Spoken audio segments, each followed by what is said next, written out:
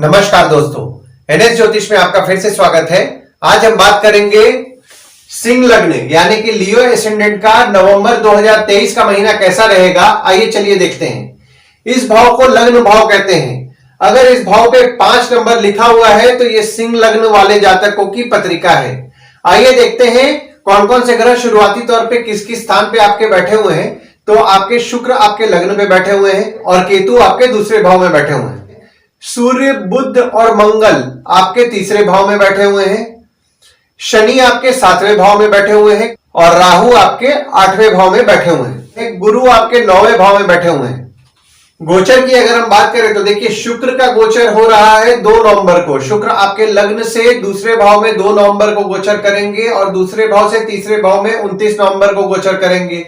वहीं गुरु 4 नवंबर से वक्री है आपके नवम भाव में, जो कि 31 दिसंबर तक आपके नवम भाव में ही वक्री रहेंगे। और बुध 6 नवंबर को आपके तीसरे भाव से चौथे भाव में गोचर करेंगे और 26 नवंबर को आपके चौथे भाव से 5वें भाव में गोचर करेंगे। और मंगल का गोचर भी 16 नवंबर को आपके तीसरे भाव से चौथे भाव में हो रहा है। यहां सूर्य भी 16 नवंबर को आपके तीसरे भाव से चौथे भाव में गोचर कर रहे हैं। देखिए, राहु केतु का जो गोचर हुआ है वो 30 अक्टूबर को गोचर हुआ है। राहु आपके नवम भाव से अष्टम भाव में 30 अक्टूबर को गोचर किए हैं और केतु तीसरे भाव से दूसरे भाव में गोचर किए हैं। और शनि 3 नवंबर को मार्गी हो रहे हैं आपके सप्तम भाव में।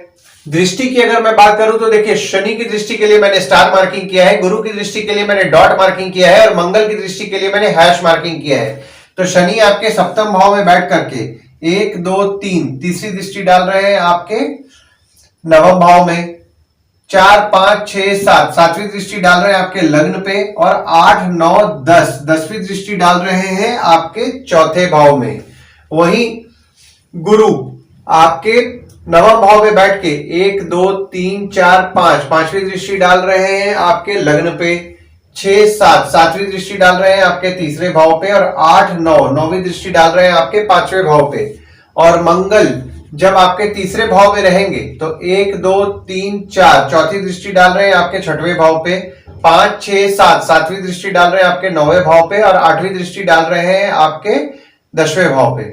और जब मंगल का गोचर हो जाएगा, मतलब कि मंगल आपके जब चौथे भाव में चल जाएंगे तो देखिए एक घर बढ़ जाता है। तो यहाँ पे चौथी दृष्टि पड़ जा रही है आपके सप्तम भाव पे, 7वीं दृष्टि पड़ जा रही है आपके दशम भाव पे और 8वीं दृष्टि पड़ जा रही है आपके 11वें भाव पे।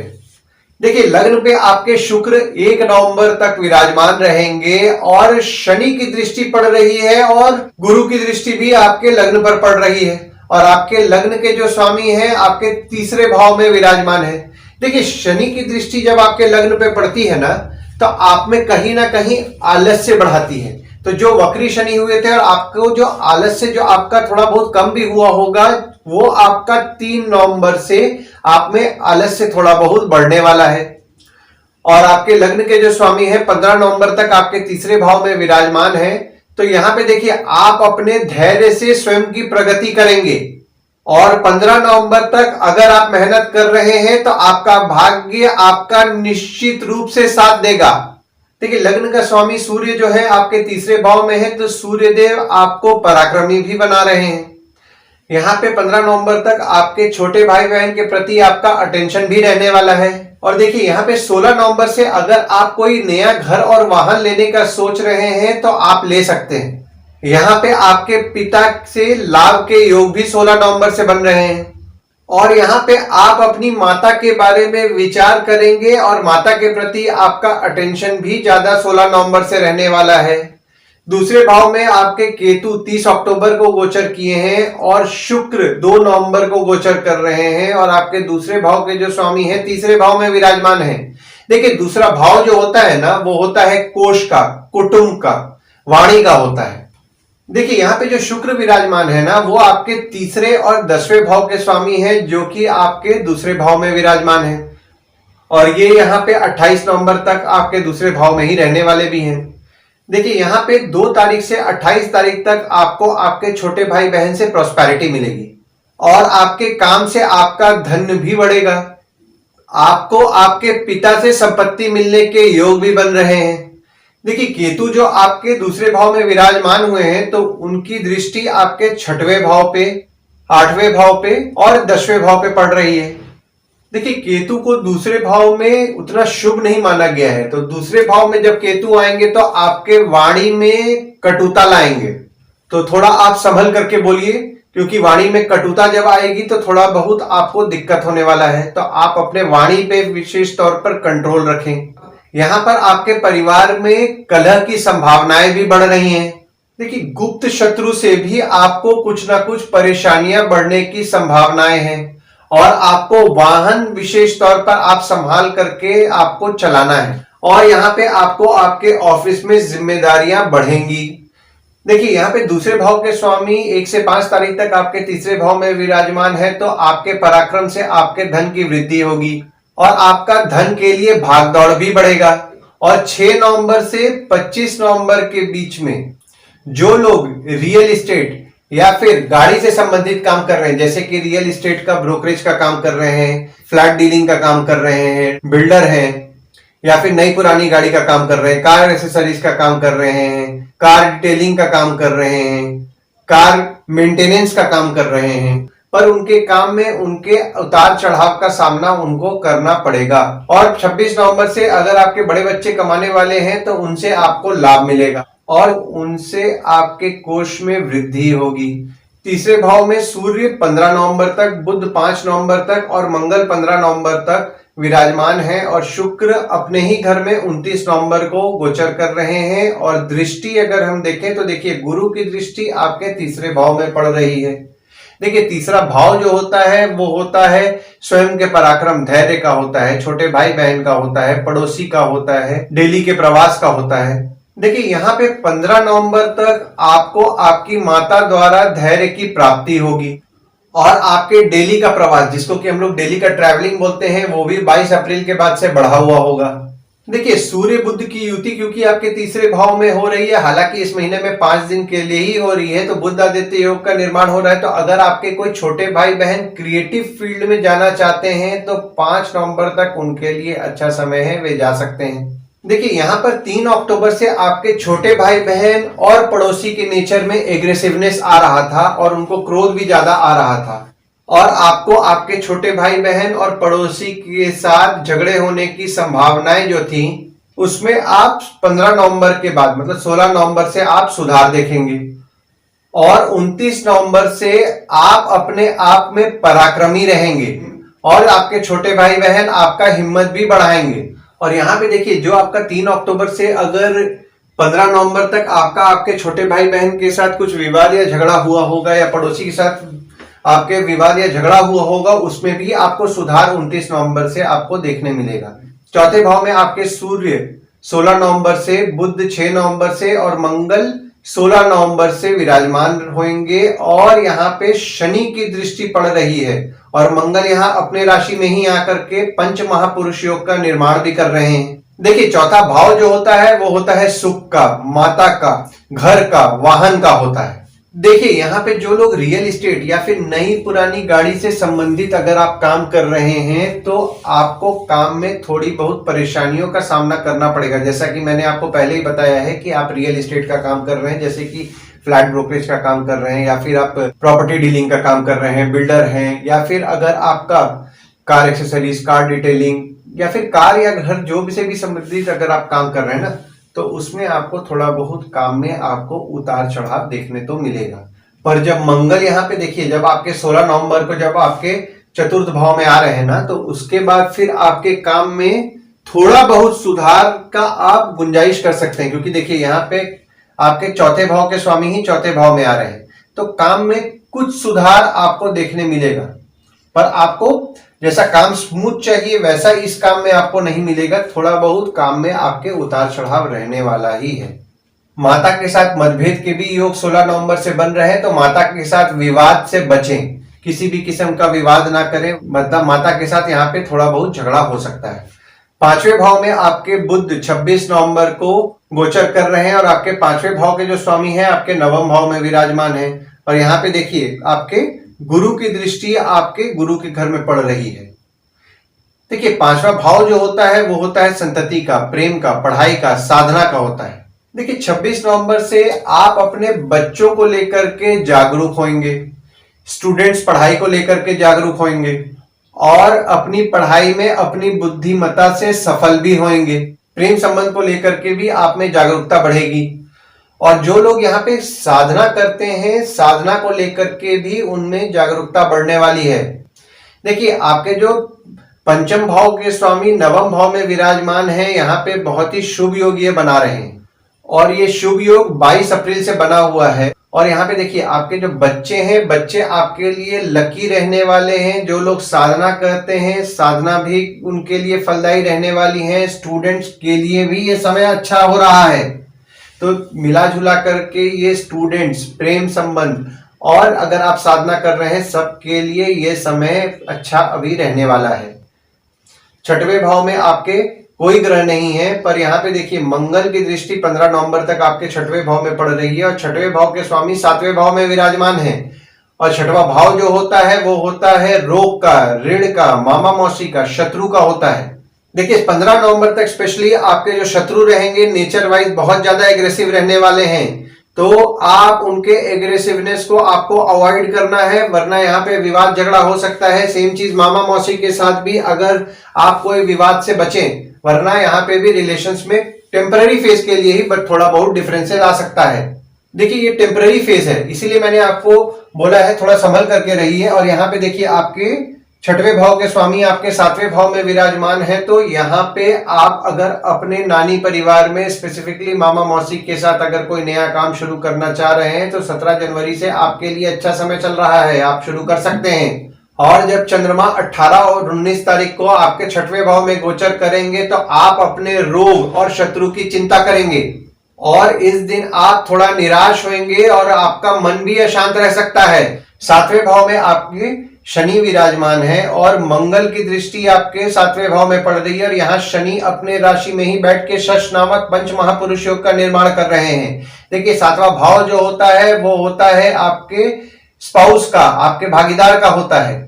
और शनि यहाँ पे देखिए 17 जनवरी 2023 को आए हैं और 30 मार्च 2025 तक आपके सप्तम भाव में बैठ करके शश नामक पंच महापुरुष योग का निर्माण कर रहे हैं। देखिए, यहाँ पे जो लोग पेट्रोल पंप या फिर ऑयल से संबंधित काम कर रहे हैं उनको तो निश्चित रूप से लाभ देंगे ही देंगे। और यहाँ पे 16 नवंबर के बाद देखिए आपका आपके स्पाउस और भागीदार जो होते हैं नेचर वाइज एग्रेसिव होने वाले हैं, तो उनके एग्रेसिवनेस को आपको अवॉइड करना है। ये सिर्फ टेम्पररी फेज है, तो थोड़ा दिन का बात है, लगभग 1 महीना का बात है, तो आप इस पीरियड को अवॉइड करें क्योंकि उनको गुस्सा ज्यादा आएगा, तो आप उनके साथ किसी भी विवाद से बचें। अष्टम भाव में आपके राहु 30 अक्टूबर को गोचर कर रहे हैं और अष्टम भाव के जो स्वामी है यहाँ पे देखिए आपके नवम भाव में विराजमान है। राहु की दृष्टि आपके 12वें, दूसरे और चौथे भाव में पड़ रही है। देखिए, यहाँ पे आपको आर्थिक समस्याओं का सामना करना पड़ सकता है। ससुराल वालों के नेचर में थोड़ा बहुत जिद बढ़ेगा, तो कोशिश कीजिए उनके साथ कोई पैसे के लेन देन में ना पड़े और किसी को उधार देने से भी बचें। और जैसा कि मैंने आपको पहले भी बताया कि आपको सोच समझ करके बोलना है, मतलब कि आपको अपनी वाणी पर विशेष तौर पर ध्यान देना है और कंट्रोल रखना है, खासकर जो लोग कम्युनिकेशन फील्ड में हैं, वरना आपका काम बिगड़ने की संभावनाएं होंगी। और आपके अष्टम भाव का स्वामी 22 अप्रैल से आपके नवम भाव में विराजमान है, तो जैसा कि मैंने आपको पहले भी बताया कि आपकी संतति तो आपके लिए लकी है, पर आपके भाग्य में आपको थोड़ा बहुत कमी आ सकती है।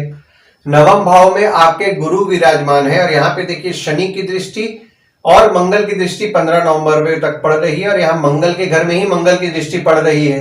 और यहाँ पे देखिए आपके मंगल जो है, मंगल ही आपके नवम भाव के स्वामी है जो कि तीसरे भाव में विराजमान है। देखिए, यहाँ पे गुरु बैठ करके आपके छोटे भाई बहन के साथ आपका रिलेशंस को तो अच्छा करेंगे, पर यहाँ पे देखिए आपके नवम भाव के स्वामी तीसरे भाव में विराजमान है, तो मंगल चूंकि आपके तीसरे भाव में है, तो यहाँ पे आपके छोटे भाई बहन को नेचर में थोड़ा एग्रेसिव दिलाएंगे, उनको क्रोध ज्यादा आएगा। पर मंगल तब भी आपके छोटे भाई बहन के साथ आपके रिलेशनशिप को स्ट्रॉन्ग करेंगे। और आपके छोटे भाई बहन आपके लिए लकी भी रहेंगे। यहाँ पर आपके छोटे भाई बहन और पड़ोसी द्वारा आपके भाग्य की वृद्धि भी होगी।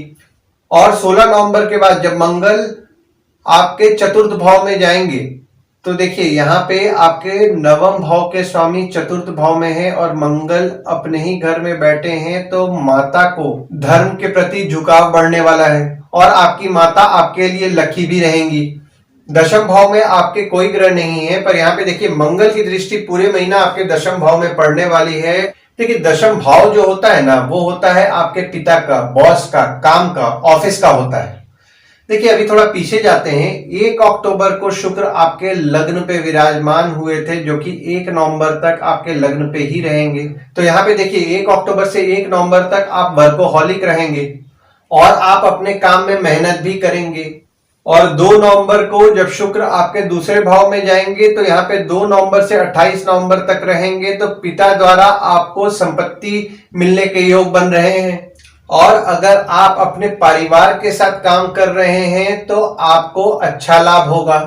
देखिए यहाँ पे जो आप 1 अक्टूबर से 1 नवंबर तक जो आप मेहनत कर रहे हैं, उससे आप सेविंग्स करेंगे 2 नवंबर से 28 नवंबर के बीच में। उसका जो रिजल्ट आपको मिलेगा वो आपको 2 नवंबर से 28 नवंबर के बीच में मिलेगा, जिससे कि आप सेविंग्स कर पाएंगे। और 29 नवंबर से जब शुक्र आपके तीसरे भाव में जाएंगे तो आपके काम से आपकी हिम्मत बढ़ेगी और काम के लिए आपका भाग दौड़ भी बढ़ेगा। देखिए यहाँ पे गुरु चूंकि दृष्टि डाल रही है तो आपका काम के लिए आपका भाग दौड़ तो बढ़ ही रहा है। और यहाँ पे देखिए दशम भाव के स्वामी भी तीसरे भाव में आ रहे हैं, तो आपका 29 नवंबर के बाद भाग दौड़ बढ़ने वाला है काम के लिए। और यहाँ पे देखिए पूरे महीना चूंकि मंगल की दृष्टि पड़ रही है, तो आपके बॉस और पिता नेचर में एग्रेसिव रह रहे होंगे और ये एग्रेसिवनेस उनमें 3 अक्टूबर से आया हुआ होगा। तो देखिए यहाँ पे 3 अक्टूबर से आपके बॉस और पिता जो नेचर में एग्रेसिवनेस है और उनको क्रोध ज्यादा आ रहा है, यहाँ पे आपके काम के स्थान में जो कि ऑफिस होता है उधर का भी माहौल थोड़ा गर्म रह रहा होगा। तो यहाँ पे आपको चीजों को डिप्लोमेटिकली हैंडल करके चलना है, इन लोगों को डिप्लोमेटिकली हैंडल करके आपको निकालना है ये समय, वरना बॉस और पिता के साथ थोड़ा बहुत विवाद हो सकता है, ऑफिस में विवाद हो सकता है। तो समय को डिप्लोमेटिकली चलाइए, तो उससे क्या होगा कि चीजें आराम से निकल जाएंगी और आपको डिफिकल्टी का भी कम सामना करना पड़ेगा। 11वें भाव में आपके कोई ग्रह नहीं है, पर यहाँ पे देखिए मंगल की दृष्टि भी आपके 11वें भाव में 16 नवंबर से पड़ रही है और आपके 11वें भाव के जो स्वामी हैं 1 से 5 तारीख तक आपके तीसरे भाव में विराजमान है। देखिए 1 से 5 तारीख तक इस महीने में आप धैर्यशील रहेंगे और अपने पराक्रम से अपनी आमदनी बढ़ाने का प्रयास भी करेंगे। देखिए यहाँ पे अगर आपके छोटे भाई बहन कमाने वाले हैं तो उनसे भी आपको कोई ना कोई तरीके से आपको लाभ होने की संभावनाएं हैं। और देखिए यहाँ पे जब आपके 11वें भाव के स्वामी आपके चौथे भाव में जाएंगे तो देखिए यहाँ पे जैसा कि मैंने आपको पहले ही बताया है कि आपका जो रियल एस्टेट या फिर जो ट्रांसपोर्ट से रिलेटेड काम कर रहे हैं उनके काम में उनको मिला जुला फल मिलेगा। ऐसे तो परेशानी चल ही रहा है, पर देखिए यहाँ पे आपके मंगल भी 16 नवंबर को आ रहे हैं और बुध भी 6 नवंबर को आ रहे हैं, तो काम में कुछ प्रोग्रेस आपको देखने मिलेगा, जिससे कि आपकी आमदनी कुछ, खासकर इस फील्ड में जो लोग हैं रियल एस्टेट या फिर आपके ट्रांसपोर्ट से रिलेटेड काम में हैं, तो उनको प्रोग्रेस मिलेगा। और बाकी जो लोग काम कर रहे हैं, कोई और काम कर रहे हैं, तो उनको उनके काम में निश्चित रूप से अच्छा लाभ 6 नवंबर के बाद मिलने वाला है। 12वें भाव में आपके कोई ग्रह नहीं है, ना ही किसी ग्रह की दृष्टि पड़ रही है। देखिए 12वां भाव जो होता है वो होता है हॉस्पिटल का, जेल का, फॉरेन का, खर्च का होता है।